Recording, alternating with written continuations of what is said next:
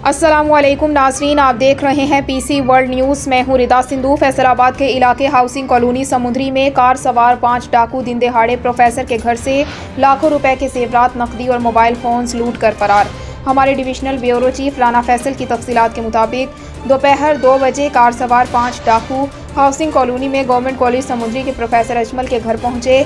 घर का गेट खुला हुआ पाकर 4 डाकुओं ने घर में घुसकर अहले खाना को असलहे के जोर पर यरगमाल बना लिया।